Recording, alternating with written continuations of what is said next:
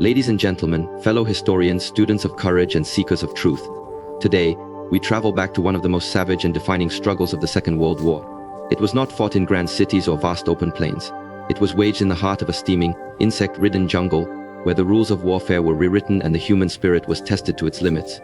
This was Guadalcanal, a place that transformed ordinary men into legends and left Japanese troops horrified by a new kind of warfare they had never imagined: America's brutal, unrelenting jungle warfare. When Japan swept across the Pacific in 1941 and 1942, its army seemed unstoppable. Their soldiers were hardened, disciplined, and trained to fight with fanatical resolve.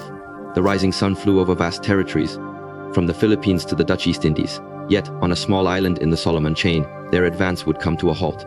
Guadalcanal was not just a battlefield, it was a statement. It was the first time the United States took the offensive in the Pacific. The Americans were not defending anymore, they were attacking. And in that attack, they unleashed a kind of warfare that shocked even the Japanese, who had believed themselves to be the masters of jungle combat. Imagine the conditions: dense foliage that swallowed light, relentless humidity that soaked uniforms and corroded weapons, and swarms of mosquitoes that carried malaria as effectively as bullets carried death. The jungle was alive, and it was merciless. The Japanese believed that these conditions would cripple any Western army. They had seen European soldiers crumble in tropical terrain. But when the Marines landed on Guadalcanal in August 1942, something unexpected happened. The Americans adapted. They learned to use the jungle not as an enemy, but as an ally. The Marines quickly realized that survival meant transformation. They shed the habits of open field warfare and began to blend with the terrain. Patrols crawled through undergrowth in silence, ambushing Japanese troops with sudden ferocity. They learned to move by night, to navigate by instinct, and to strike from the shadows. The jungle became their shield, their weapon, and their home.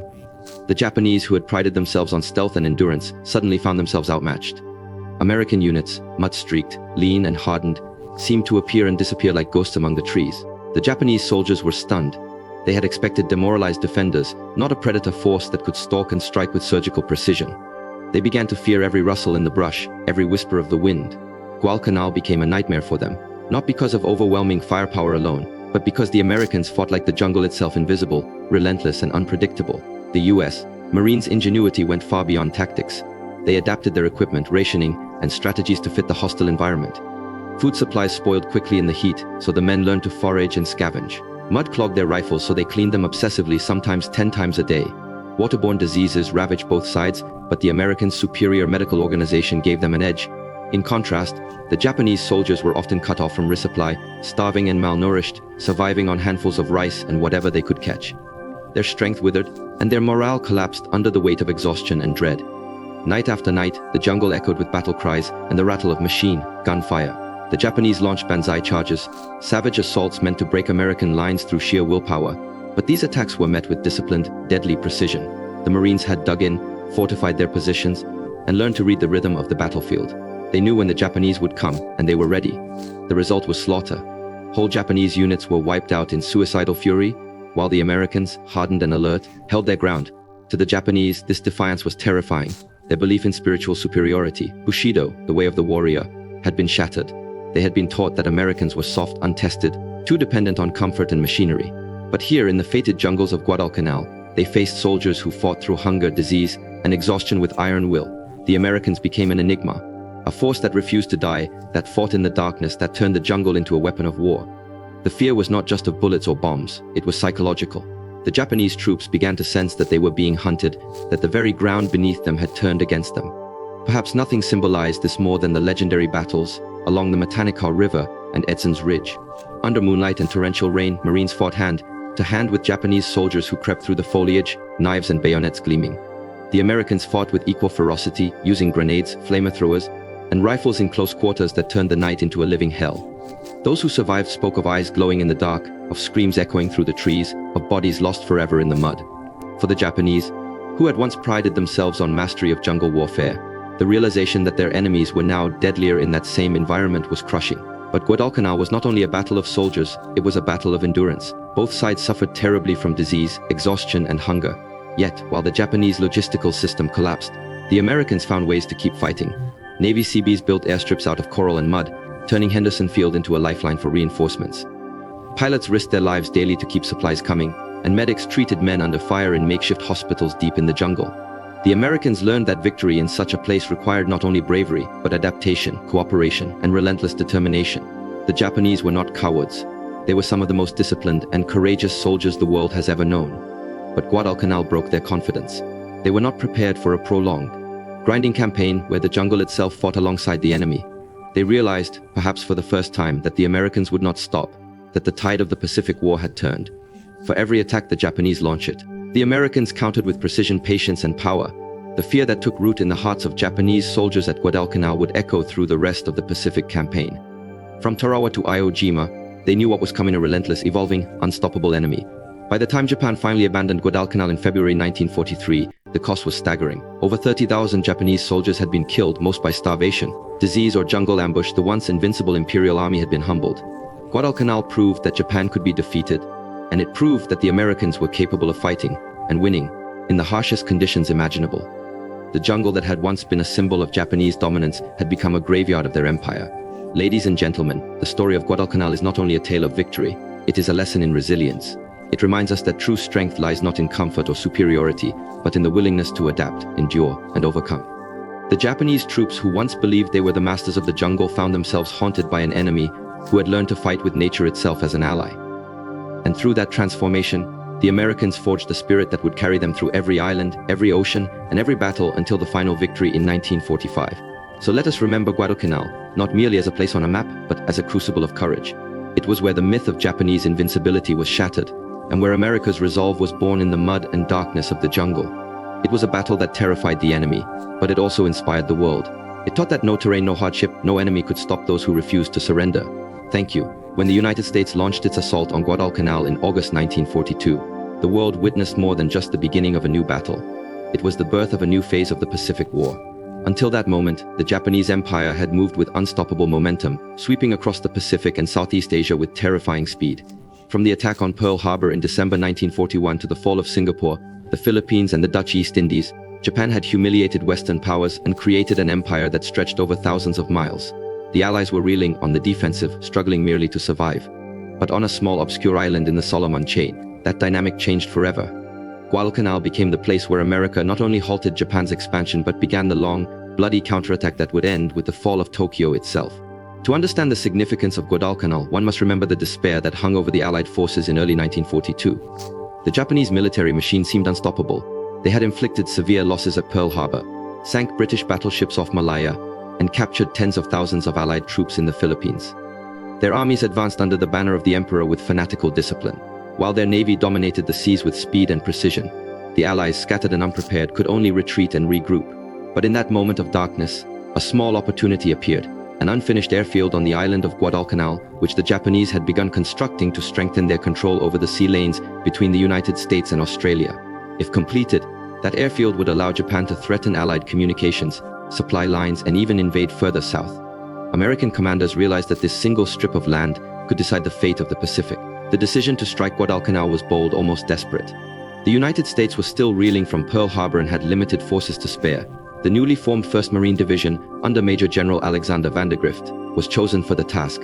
Many of these Marines were young, inexperienced, and untested in large-scale combat. Their equipment was incomplete, their training unfinished, and their destination, a steamy, disease-ridden island barely known to them. Yet their orders were clear: seize the airfield, deny the Japanese its use, and hold it at all costs. On August 7, 1942, under the blazing tropical sun, they landed on Guadalcanal. It was the first major American offensive of World War II, and it would mark a transformation in the nation's approach to warfare. At first, the landing was almost anticlimactic. The Japanese construction crews fled into the jungle, and the Marines captured the airfield, later named Henderson Field, without significant resistance. But within days, the magnitude of their challenge became clear.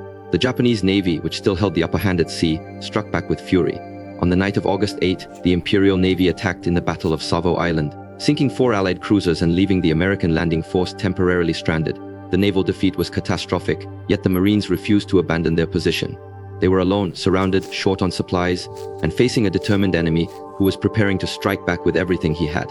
In that crucible of isolation, the spirit of Guadalcanal was born, the unyielding will to hold ground no matter the cost. What followed was 6 months of relentless combat.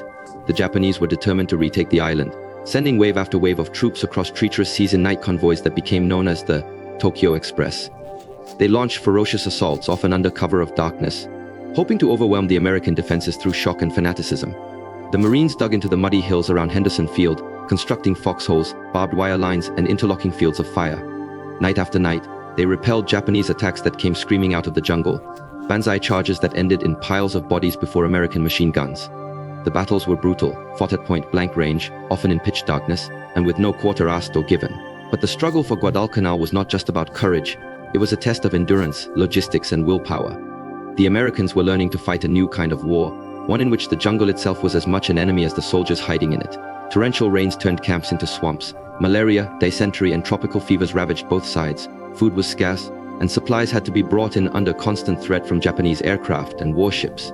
Yet, despite these hardships, the Americans held on. Henderson Field became the lifeline of the island, defended by a handful of fighter squadrons known as the Cactus Air Force, whose pilots flew mission after mission from dawn to dusk, often outnumbered and flying damaged planes patched together with spare parts and luck. Every bomb dropped, every sortie flown was a declaration that the United States would not be pushed back again. The Japanese, meanwhile, underestimated the resolve of their enemy. They believed the Americans were soft, industrial soldiers who relied on machines and comfort, incapable of enduring the hardships of jungle warfare. But what they encountered on Guadalcanal shattered that illusion. The Marines fought with grit, improvisation, and tenacity.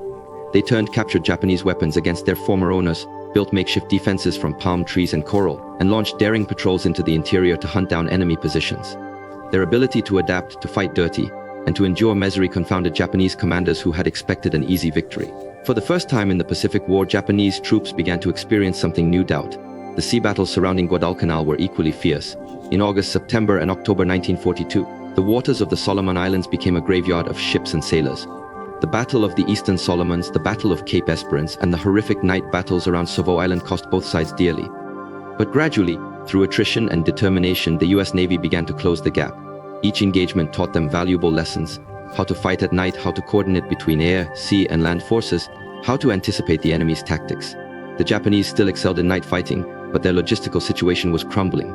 Every attempt to reinforce Guadalcanal ended in heavy losses, and every ship that tried to deliver supplies was attacked by American aircraft or submarines. The Japanese soldiers who reached the island often arrived half-starved, without ammunition or food, and were thrown immediately into combat against well-dug-in Marines. By late 1942, the balance of power was shifting. American reinforcements, including elements of the Army's American Division, began to arrive. The Navy, having learned from its early mistakes, grew more confident in confronting the Imperial fleet. The Japanese, on the other hand, were bleeding manpower and material they could not replace. Their high command began to realize that Guadalcanal was becoming a drain they could no longer afford. But their pride and the Emperor's expectations demanded that they continue the fight. For months, they sent more men into the inferno, only to see them vanish into the jungle, consumed by disease, hunger, and American firepower. The psychological turning point came in November 1942, during the naval battle of Guadalcanal. In a series of chaotic night engagements, American warships, including the battleships Washington and South Dakota, confronted the Japanese Navy in brutal close-range duels. The fighting was savage, ships exchanged broadsides at point-blank range, and entire vessels were set ablaze in the dark. But when the smoke cleared, it was the Americans who held their ground. The Japanese attempt to bombard Henderson Field and land reinforcements had failed. It was the first time since Pearl Harbor that the Imperial Navy had been decisively beaten in a major surface engagement. The victory was not just tactical, it was symbolic. The myth of Japanese naval invincibility was broken. As the weeks dragged on, the Japanese position became untenable. Their troops, cut off from supplies, were starving to death. They resorted to eating roots, insects, and even the flesh of their fallen comrades. The jungle that had once been their ally became a nightmare. American patrols hunted them relentlessly, while aircraft from Henderson Field ruled the skies. Finally, in February 1943, the Japanese High Command made the agonizing decision to evacuate what remained of their forces. In a skillful but desperate operation, they withdrew over 10,000 men under the cover of darkness, abandoning Guadalcanal to the Americans. The battle was over. After 6 months of continuous fighting, the United States had won its first major victory in the Pacific. But Guadalcanal's importance went far beyond the battlefield. It was a psychological and strategic earthquake. For Japan, it was the beginning of the end, the moment when their expansion halted and their empire began to contract. For the United States, it was proof that the Japanese could be defeated, that courage and adaptation could overcome even the harshest odds. Guadalcanal shattered the illusion of Japanese invincibility and replaced it with a new reality: the Americans were coming and they would not stop. Every campaign that followed, from Tarawa to Saipan, from Leyte to Okinawa, carried the lessons learned in the mud, blood, and fever of Guadalcanal. For the men who fought there, Guadalcanal was more than a victory. It was a crucible that forged the modern American fighting spirit. They entered the island as inexperienced troops, unsure of themselves and their mission. They left as hardened veterans, confident in their ability to face any enemy in any terrain. Their success marked the turning point of the Pacific War. a moment when the tide of history began to flow in a new direction. The Americans had taken the offensive, and they would never again give it up. From the beaches of Guadalcanal, a message echoed across the Pacific: the era of retreat was over, and the long road to victory had begun. When the United States Marines first landed on Guadalcanal, few of them could have imagined that the true enemy awaiting them would not only be the Japanese army, but the island itself. The dense jungle, suffocating humidity, torrential rains, and swarming insects combined to create a nightmare that no amount of training had prepared them for. The Japanese had chosen Guadalcanal as a base precisely because of its environment. It was an unforgiving, inhospitable place that would cripple any invading force. Yet, in a remarkable display of adaptation, the Americans transformed this hostile wilderness into a weapon of their own. Through ingenuity, courage, and sheer willpower, they learned to use the jungle not as an obstacle, but as a powerful ally in their fight to drive out the enemy. At first, the Marines were completely unprepared for what they encountered. Many of them were fresh recruits, trained for conventional warfare in open fields or along coastlines, not in thick tropical forests where visibility rarely extended beyond a few feet. The heat was suffocating, the air thick with moisture, and every breath seemed to carry the weight of decay. Weapons rusted within days, boots rotted in the mud, and the constant drone of mosquitoes made sleep nearly impossible. Yet amid this chaos, the Marines realized that to survive, they had to change the way they fought. They could not rely on open maneuvers or massed formations. The jungle demanded stealth, patience, and cunning. It required them to fight like hunters rather than soldiers. The transformation began slowly but decisively. Small patrols ventured deeper into the jungle, moving silently through the undergrowth, learning the terrain and the enemy's habits. They discovered that the Japanese were using the dense foliage for ambushes and infiltration, slipping behind American lines at night to attack supply dumps or gun positions. To counter this, the Marines began to develop their own system of jungle tactics: ambushes, counter-infiltration patrols, and reconnaissance missions that turned the Japanese's own methods against them. They learned to read the forest. A snapped branch, a patch of disturbed earth, the faint smell of smoke could reveal an enemy presence. The jungle ceased to be an unknown and became a living map, one they could navigate by instinct. One of the first and most crucial lessons was the art of silence. In the jungle, noise was death. The Marines learned to move without speaking, communicating through hand signals or the faint click of pebbles against helmets. They wrapped their gear in cloth to prevent rattling, blackened their faces to blend with the shadows, and moved as if they were part of the forest itself. At night, they would crawl through mud and ferns, their senses sharpened by fear and adrenaline. Every rustle, every whisper of wind carried meaning. The Japanese had once prided themselves on their stealth and night-fighting abilities, but now the Americans began to match them blow for blow. Patrols would vanish into the dark and emerge hours later, dragging captured prisoners or leaving behind silent ambushes that decimated enemy units. The jungle was no longer the enemy, it was a weapon wielded with precision. Adaptation also extended to survival. The Marines quickly realized that logistics on Guadalcanal were a nightmare. Supplies often failed to reach the front lines and food spoiled in the heat.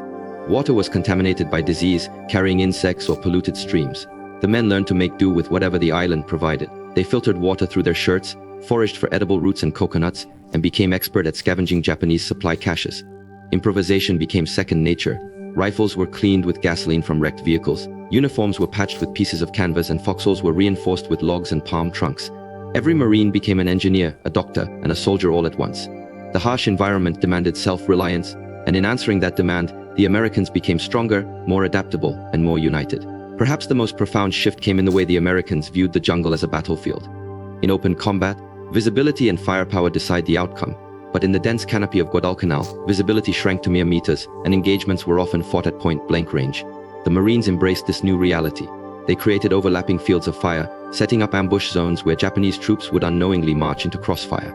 Machine guns were positioned in concealed nests, camouflaged so completely that they were invisible even from a few feet away. Snipers took to the trees, using the high ground to pick off officers and disrupt enemy formations. Flamethrowers became indispensable weapons, flushing out hidden Japanese bunkers and caves that could not be reached by artillery.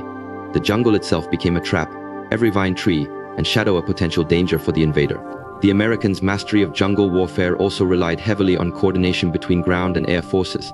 Henderson Field, the precious airstrip at the center of the island, allowed for reconnaissance flights that mapped the terrain and spotted enemy movements. Pilots learned to navigate the canopy and deliver precise strikes on enemy encampments without destroying the surrounding cover. The synergy between air observation and ground patrols gave the Marines a strategic advantage. They could anticipate Japanese assaults, set up defensive perimeters, and cut off supply routes.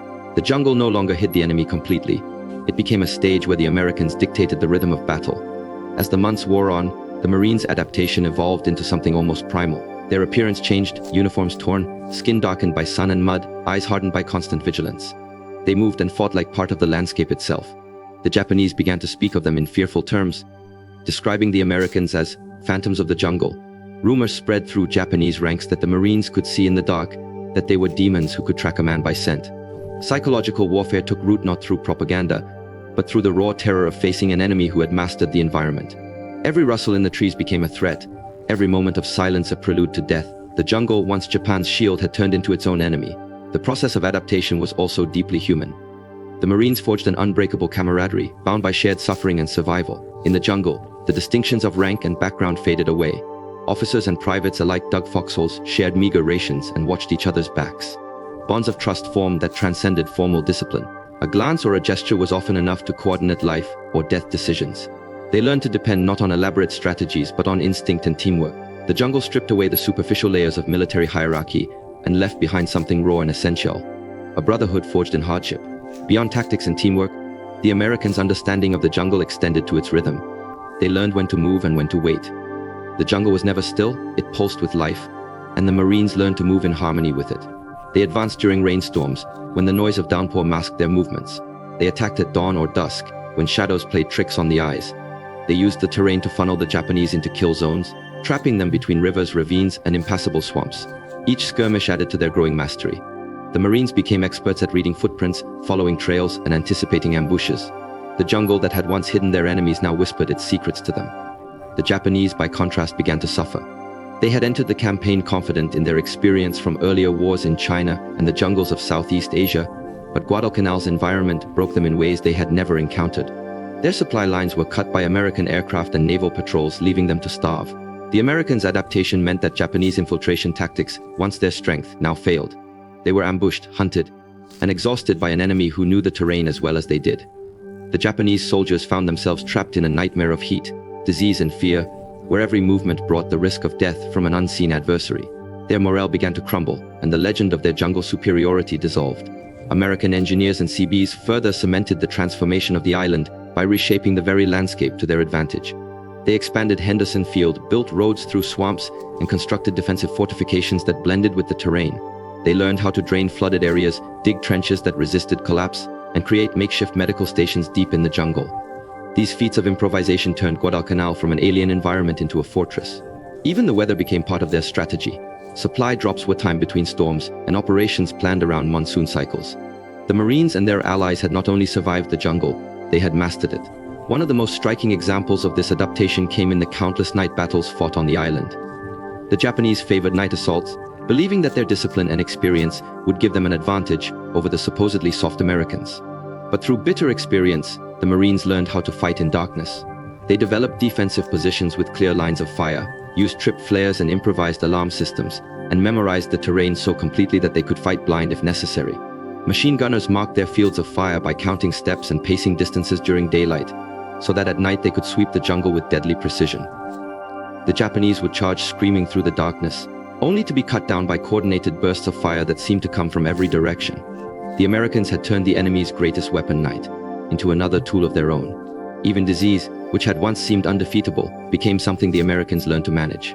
Doctors and corpsmen developed methods to reduce malaria infections, distributed quinine and 8-brine tablets, and taught the men how to protect themselves from mosquito bites. Sanitation routines were enforced with iron discipline, and soldiers learned how to keep wounds clean in a world of mud and decay. Each small adaptation, each learned habit became another step toward mastery over the environment. Every man who survived a week in that jungle became wiser, tougher, and more capable than before. In the end, survival itself became a weapon, a form of victory over both nature and the enemy. By the later months of the campaign, the Marines had become part of the jungle. Their camouflage was perfect, their tactics fluid, their instincts razor sharp. The Japanese, who had once sneered at the Americans as inexperienced invaders, now spoke of them with respect and fear. Guadalcanal was no longer Japan's fortress, it was America's proving ground. The Americans had not just fought the enemy, they had learned to fight the island itself, and in doing so, they had discovered something fundamental about warfare. The strongest army is not the one with the best weapons or the most men, but the one that can adapt to any environment, turn obstacles into opportunities, and use the very terrain to strike back.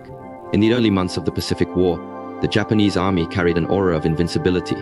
Their lightning victories across Asia had convinced not only themselves but much of the world that they were an unstoppable force. They had crushed Western armies, captured vast territories, and inflicted humiliating defeats on nations that had once considered themselves superior. For the Japanese soldier, this belief was deeply ingrained in both military doctrine and national psychology. They were taught from childhood that the spirit of Bushido, the way of the warrior, made them morally and physically stronger than any opponent. They believed that courage, endurance, and devotion to the emperor would always triumph over material strength. When they looked at the Americans, soft, industrial, comfort-loving, they saw an enemy they considered weak. Yet, on the island of Guadalcanal, this illusion began to crack. What started as a test of strength soon turned into a psychological nightmare, as the Japanese soldiers realized that the Americans were not the broken defenders they expected, but relentless predators who fought with intelligence, adaptability, and terrifying persistence. The fear that spread among Japanese ranks was not born of mere casualties. It was born from the collapse of a myth. When the Americans first landed on Guadalcanal in August 1942, the Japanese high command viewed it as a minor inconvenience. They were confident that a swift counterattack would drive the invaders into the sea. They believed that their soldiers' superior discipline and experience in jungle warfare would crush any resistance. But from the very beginning, things did not go according to plan. The Americans dug in around Henderson Field and refused to yield. Every Japanese attack, no matter how fierce or determined, was met with disciplined fire and unshakable defense. The Americans did not flee in panic. They fought back with precision and calm ferocity. For the Japanese soldiers, accustomed to seeing their enemies crumble under pressure, this was the first shock. They had expected fear. Instead, they encountered defiance. The first clashes shattered many Japanese assumptions. The Americans fought differently. They did not rely solely on massive firepower. They used the terrain, adapted quickly, and counterattacked without hesitation. Japanese soldiers, trained to exploit hesitation, found none. They launched night assaults with their trademark battle cries, charging through the darkness in screaming waves, only to be met by disciplined machine gun fire and coordinated defense. The American Marines, though exhausted and often outnumbered, held their positions with grim determination. They used flares to illuminate the night, mortars to break up enemy formations, and rifles to cut down attackers before they could close in. The psychological impact on the Japanese was profound. They had been taught that Americans were too soft for close combat, yet these Marines fought as fiercely as any warrior they had ever faced. It was the first time many Japanese soldiers felt a creeping uncertainty, a whisper that perhaps the emperor's army was not invincible after all.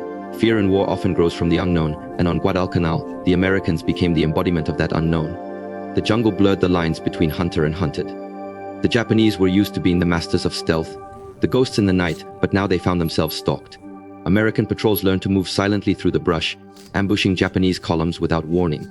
A single gunshot might echo through the trees, followed by silence. Men disappeared into the darkness, their bodies never found. The Japanese began to speak of the Americans in almost supernatural terms. They seemed to appear from nowhere, strike with deadly precision, and vanish before reinforcements could arrive. This psychological warfare, unintentional yet devastating, eroded morale faster than any artillery barrage. Every rustle of leaves, every flicker of shadow could be death. The jungle that had once been their ally now belonged to the enemy. The Americans also mastered the art of unpredictability. They refused to fight on Japanese terms. Instead of meeting attacks head-on, they adapted, setting traps, feigning retreats and launching counterattacks when least expected. They employed snipers who picked off officers to create chaos and confusion. They used grenades and flamethrowers to destroy hidden bunkers, turning supposed strongholds into fiery tombs. The Japanese soldiers, conditioned to believe in their superior spirit, were unprepared for an enemy who combined courage with cunning. They realized too late that brute willpower could not overcome tactical intelligence. The Americans were not fighting for glory or empire, they were fighting for survival, and that made them all the more dangerous. The psychological strain was compounded by hunger, disease, and exhaustion. Cut off from supplies, the Japanese soldiers on Guadalcanal endured starvation, dehydration, and constant illness. The Americans suffered too, but they managed to maintain minimal supply lines through Henderson Field and naval support. For the Japanese, however, each day became a descent into despair. Their once proud army was reduced to scavenging roots and insects for food. Starving, sleep-deprived, and feverish, they began to hallucinate, to lose discipline, to see the jungle itself as a monstrous enemy. In this weakened state, the constant pressure of American attacks became unbearable. The sound of artillery at night, the whine of aircraft engines overhead, the knowledge that reinforcements would never come, all of it gnawed at their sanity. The Japanese soldiers, who had been taught to embrace death, now began to dread it. Among the most demoralizing experiences for the Japanese was the realization that the Americans did not fear them. The myth of Japanese superiority was built not only on military success but on psychological dominance. In Malaya, the Philippines, and Singapore, the sight of Japanese troops had caused panic among opposing forces. Yet on Guadalcanal, the Americans stood their ground. They did not shrink from the Japanese banzai charges, they cut them down with calm precision. The cries of "Tenno Haika Banzai" that once inspired terror now became a signal to prepare for target practice. The Japanese soldiers could sense this shift. Their most sacred weapon, their spiritual ferocity, was no longer effective. The Americans had seen it, survived it, and overcome it. That knowledge broke something fundamental within the Japanese psyche. The fear was not one-sided. The Americans too felt terror in the jungle, the fear of ambush, of disease, of being outnumbered. But they learned to manage it, to turn fear into alertness. The Japanese, on the other hand, began to succumb to it. Reports from captured prisoners and intercepted communications revealed a growing sense of hopelessness. Soldiers spoke of ghosts in the trees, of enemies who could not be killed, of a jungle that devoured them whole. The mental toll was devastating. Discipline eroded, officers struggled to maintain control. Some soldiers simply wandered into the forest and never returned. The Bushido Code, which forbade surrender, trapped them in a nightmare of their own making. To surrender was dishonor, but to fight on meant starvation and death. The Americans, by contrast, had the comfort of rotation, medical treatment, and letters from home. They could hold on to hope while the Japanese were consumed by despair. The Americans also used technology and communication as psychological tools. Loudspeakers blared propaganda messages into the jungle, informing Japanese soldiers of their hopeless situation and the futility of resistance. Leaflets dropped from aircraft carried the same message: surrender and live, or stay and die. While few Japanese actually surrendered, these psychological tactics deepened their sense of isolation. They realized that the enemy knew their weaknesses, that the Americans could reach them even in their supposed hiding places. Every broadcast was a reminder of their vulnerability, every leaflet a whisper of defeat. Another critical factor in the collapse of Japanese morale was the contrast in command culture. American officers were pragmatic. They listened to their men, adapted tactics, and valued survival as much as victory. Japanese officers, however, were bound by rigid traditions of honor. They launched attacks that made no tactical sense, sacrificing entire units in suicidal assaults to satisfy abstract notions of glory. Soldiers watched their friends die in futile charges against entrenched machine guns. The futility of these actions broke their spirit more effectively than enemy bullets. They began to see their leaders not as symbols of divine duty, but as men who were sending them to die for nothing. That realization was perhaps the most terrifying of all, that their own command was as much an enemy as the Americans. By the time the battle dragged into its final months, the psychological landscape of Guadalcanal had changed completely. The Americans moved with growing confidence, while the Japanese moved like ghosts, fearful and broken. The jungle echoed with the sounds of American patrols, with the buzz of aircraft and the rumble of artillery, and each sound deepened the Japanese sense of doom. They had come to Guadalcanal as conquerors. They now fought only to survive another day. Many soldiers refused to eat, spoke of seeing spirits, or sat silently staring into the distance. The once proud army that had conquered Asia was now a shattered remnant haunted by hunger, fear, and failure. The myth of Japanese superiority did not die in one battle. It eroded slowly, painfully, under the pressure of relentless American resistance. But Guadalcanal was the beginning of that process. It was the first time Japanese troops faced an enemy who matched their courage, equaled their endurance, and surpassed their adaptability. The Americans had not only defeated them in combat, they had defeated them in spirit. The fear that gripped Japanese soldiers on Guadalcanal would echo through the rest of the Pacific campaign. Every island that followed, Tarawa, Saipan, Iwo Jima, carried the memory of that terror. The Japanese army never fully recovered its confidence.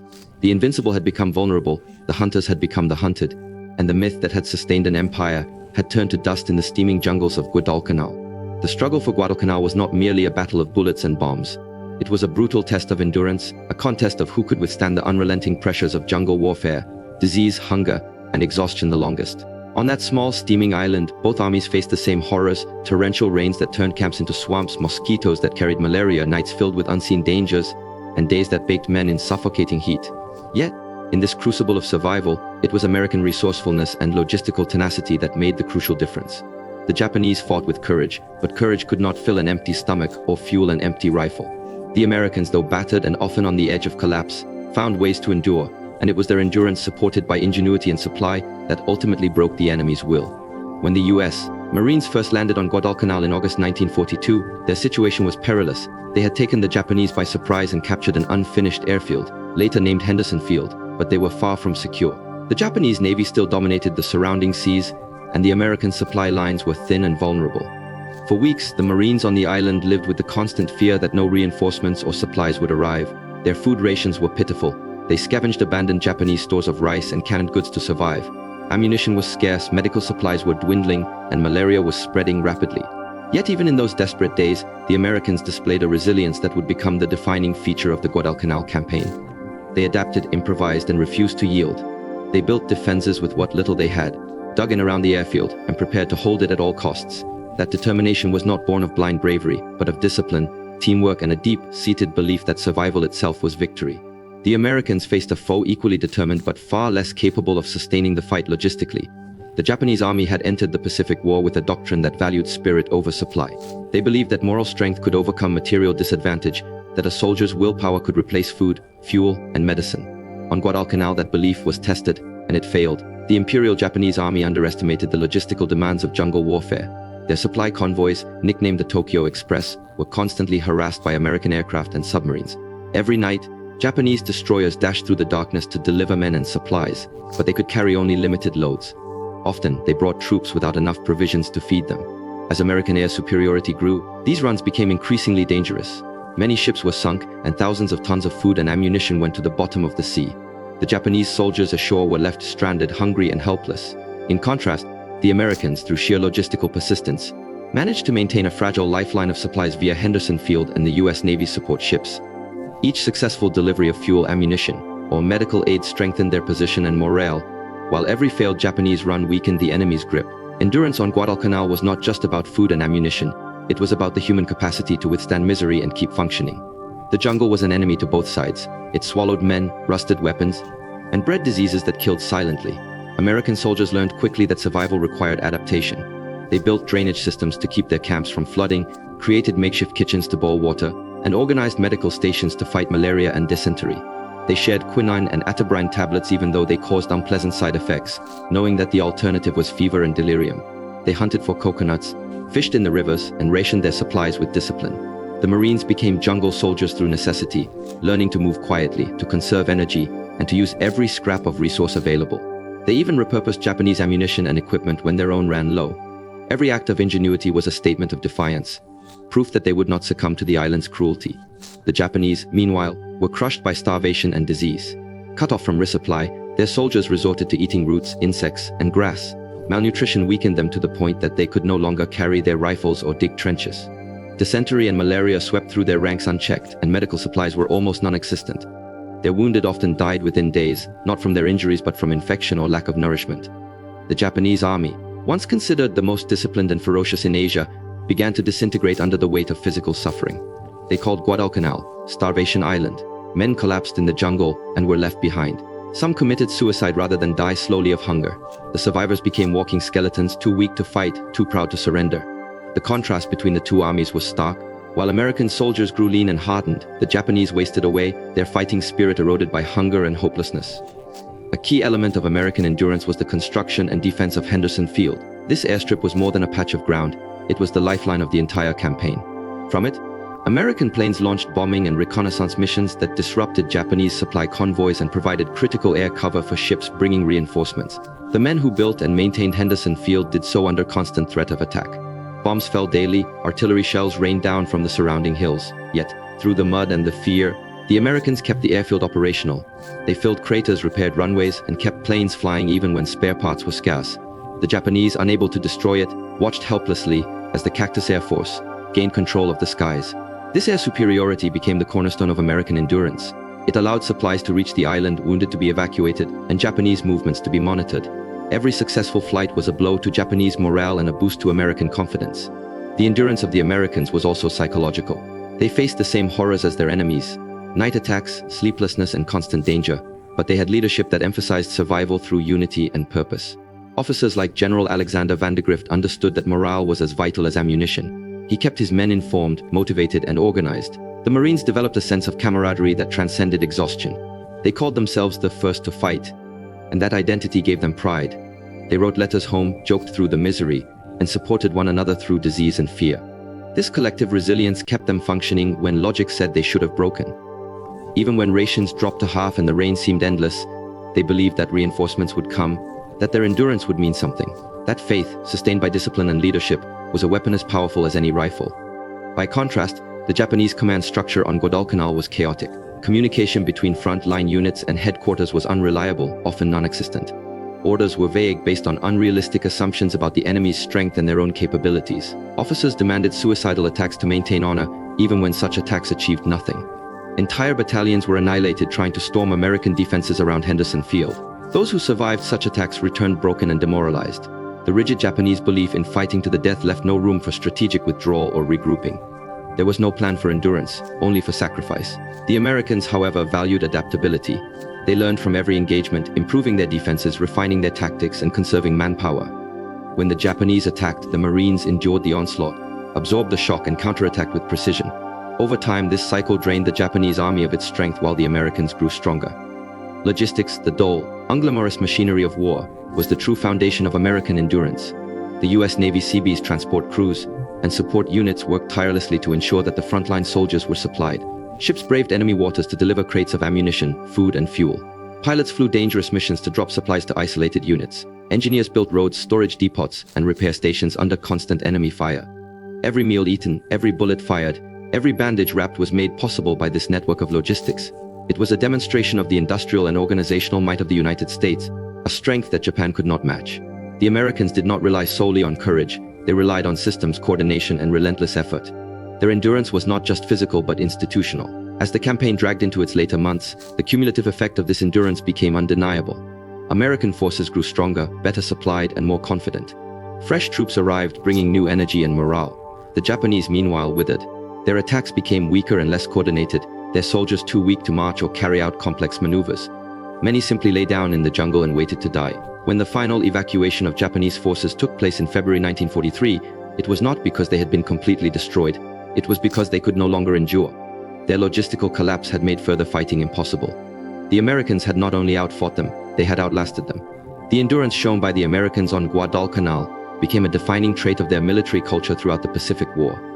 It demonstrated that victory did not belong to those who struck first, but to those who could keep standing when all else failed. The battle revealed the value of resourcefulness, the ability to adapt, to use what was available, and to persevere in impossible conditions. The Marines who fought there proved that endurance is not passive suffering, but active resistance against despair. Through mud, hunger, disease, and relentless attack, they kept fighting, kept building, and kept believing. It was that spirit, the will to endure, that turned the tide of the Pacific War and showed the world that the Americans were there to stay, no matter how long or how hard the fight became. The Battle of Guadalcanal was more than just another military engagement in the vast Pacific War. It was the crucible that forged a new American identity in battle, one defined by resilience, adaptation, and relentless determination. Before Guadalcanal, the United States had been reeling from the shock of Pearl Harbor and the early defeats that followed. The Japanese Empire seemed unstoppable, sweeping across the Pacific and Asia with astonishing speed and ferocity. But on that remote, humid island in the Solomon Chain, something shifted. The Americans learned that victory in the Pacific would not come from grand naval engagements or swift assaults, but from enduring unimaginable hardship and outlasting an enemy whose strength lay as much in spirit as in steel. Guadalcanal became a symbol, the birthplace of American resilience, the moment when a nation still learning how to fight in the Pacific proved that it could not only resist but also overcome. When the US Marines first landed on Guadalcanal in August 1942, they were stepping into the unknown. Few of them had ever seen a jungle before, and none had experienced the kind of war that awaited them. They came from cities, farms, and towns across America, young men with limited training, many of them still untested in battle. The Japanese, in contrast, were veterans of years of conquest in Asia. They were hardened, disciplined, and deeply committed to the emperor's cause. Yet, as the days turned into weeks, the Americans discovered a strength within themselves that neither they nor their enemy had anticipated. Each firefight, each night attack, and each week of hunger and disease honed their endurance.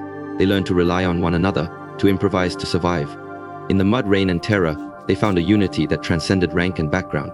Guadalcanal became the place where raw recruits became soldiers, and where a hesitant nation became a fighting power with unbreakable resolve.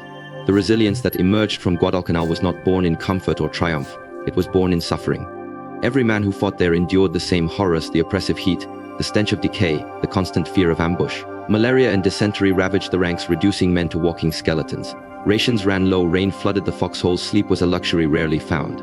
Yet through it all, the Americans refused to yield. They dug their trenches deeper, held their rifles tighter, and kept moving forward. The resilience they showed was not the loud, boastful kind. It was quiet, grim, and enduring. It was the resilience of men who had faced death so many times that fear had lost its grip on them. They fought not because they expected glory, but because they refused to let the man next to them down. In that shared determination lay the heart of American strength. Guadalcanal also reshaped the American understanding of warfare. Before the campaign, the United States military had been accustomed to industrial warfare, fought with machines, technology, and overwhelming firepower. But in the jungle, where visibility was measured in yards and the enemy could be anywhere, it was the human element that mattered most. The Marines learned that victory depended on endurance, not technology. Radios failed, maps were useless, and reinforcements often came too late. What mattered was the will to survive, to fight another day, to adapt faster than the enemy. This lesson would echo across every battle that followed, from Tarawa to Iwo Jima. Guadalcanal was the first place where Americans proved that they could adapt to the unique and merciless conditions of the Pacific. They learned to fight the jungle as much as the Japanese, to use camouflage, to move silently, to think like hunters rather than conventional soldiers. This adaptability became one of the hallmarks of American resilience throughout the war. The psychological transformation that took place on Guadalcanal cannot be overstated. The men who fought there entered as part of an army still shaken by early defeats and doubts about whether they could truly match the Japanese in combat. They emerged with unshakable confidence. The Japanese had been mythologized as unbeatable warriors, masters of the jungle, fearless to the point of fanaticism. But on Guadalcanal, the Americans faced them head-on and did not break. They endured the banzai charges, the night raids, the relentless shelling, and still stood firm. For the first time, Japanese troops were forced to retreat, and for the first time, Americans realized that their enemy could be beaten. This psychological victory was perhaps greater than the territorial one. It restored American faith in its fighting men and shattered the aura of Japanese invincibility. Guadalcanal showed that courage was not exclusive to one nation or one ideology.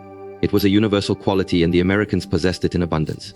Beyond the battlefield, Guadalcanal reshaped how the American military approached war itself. The lessons learned there, about logistics, communication, medical care, and coordination between services, became the foundation for future campaigns. The US, Navy, Army, and Marine Corps learned to work together as a single, cohesive force.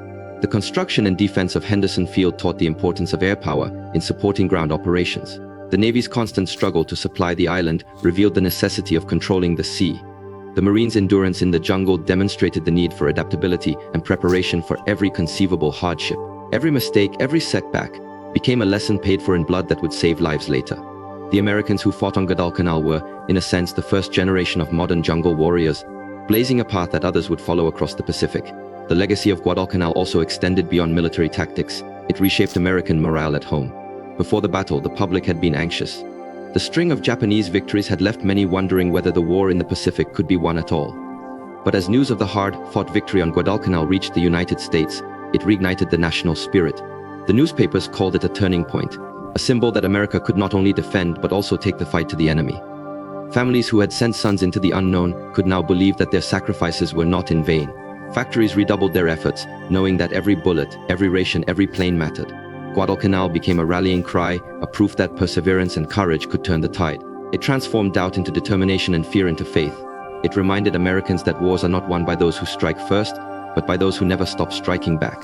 For the men who survived Guadalcanal, the battle became a permanent part of their identity. They carried its memories for the rest of their lives: the endless rain, the faces of fallen comrades, the roar of aircraft above the jungle canopy. Many spoke of Guadalcanal as the place where they truly became Marines or soldiers, where they discovered the limits of human endurance and then surpassed them. They did not see themselves as heroes, they saw themselves as survivors. Yet in their endurance lay a quiet heroism that defined a generation. Their resilience set the standard for every American soldier who came after them. In training camps across the country, new recruits learned about Guadalcanal as both warning and inspiration, a lesson that victory required not only courage but also patience, persistence, and unity. The phrase "hold like Guadalcanal" entered military vocabulary, symbolizing steadfast defense under impossible conditions. The Japanese, too, recognized the legacy of Guadalcanal. For them, it was the beginning of the end. They had underestimated American resolve and overestimated their own ability to sustain prolonged combat. The psychological shock of losing Guadalcanal reverberated through their military leadership. For the first time, they faced the reality that the United States, with its vast industrial capacity and growing experience, could not be intimidated into submission.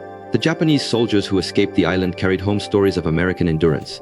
Stories of enemies who fought without rest, who repaired airstrips under fire, who never seemed to tire. Those stories became grim warnings of what lay ahead in every future island campaign.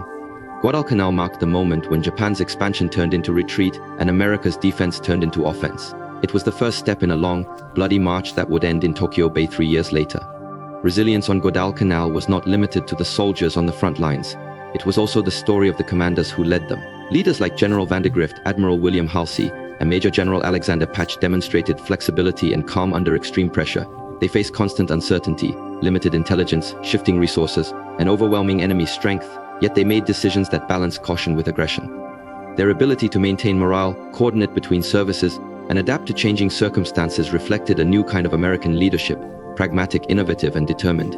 These commanders did not rely solely on rank or tradition, they led by example, sharing the dangers and hardships of their men.